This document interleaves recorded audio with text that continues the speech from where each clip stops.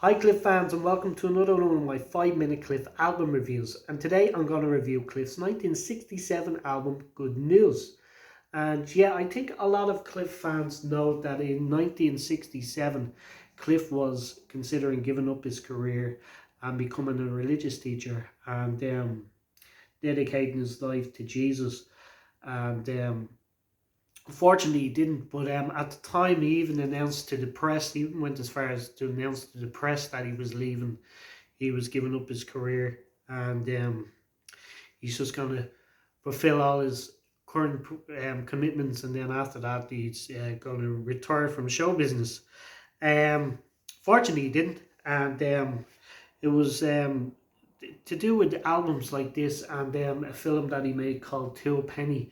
He was encouraged that he could actually be a singer performer and actually spread the word of Jesus through his career. So he decided not to, and this I think was the things that convinced Cliff not to give up his career, and it was Norrie Paramore's idea to do a gospel album.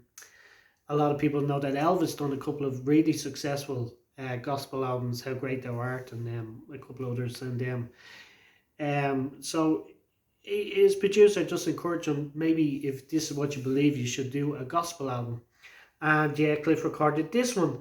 Now, it's not my favourite Cliff album. I'm not really that crazy about it, but there's one or two really good songs on it, and yeah, so I'll go through the tracks. The first track is Good News, the title song, which I absolutely love. It's probably my favourite track on the album.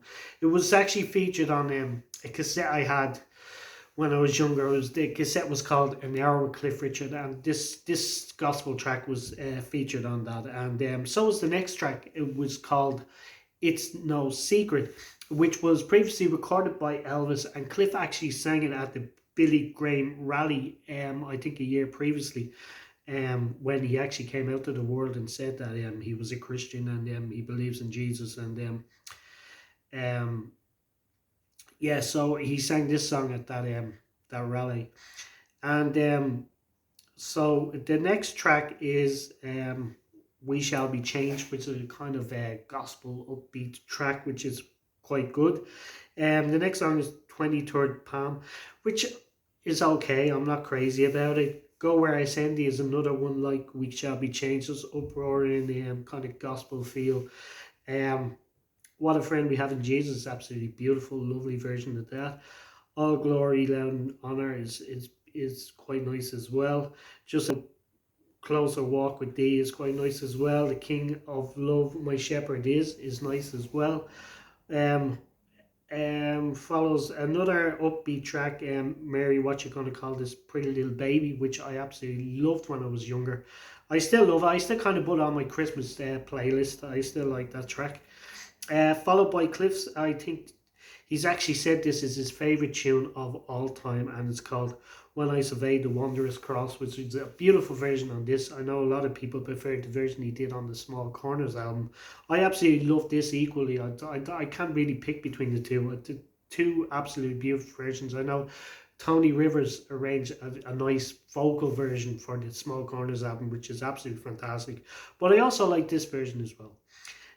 Take My Hand, Precious Lord is next, which is quite nice. And Get On Board, Little Children is next, which is another upbeat one like We Shall Be Changed.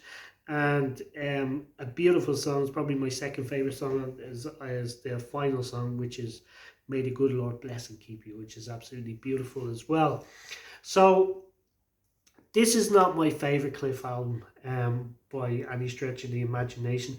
I think it was important for Cliff to record at the time, so it makes it a bit special, and it actually is one of the reasons he stayed in show business. So I think we should actually be grateful for this album. And but yeah, it's not my favourite Cliff album, but I still play it every now and again, and I like some of the tracks. But how would I rate it? I'd probably give it about a 6 out of 10. So if you have this album, I'd love to hear in the thoughts below your thoughts on Cliff Richard 1967 album Good News.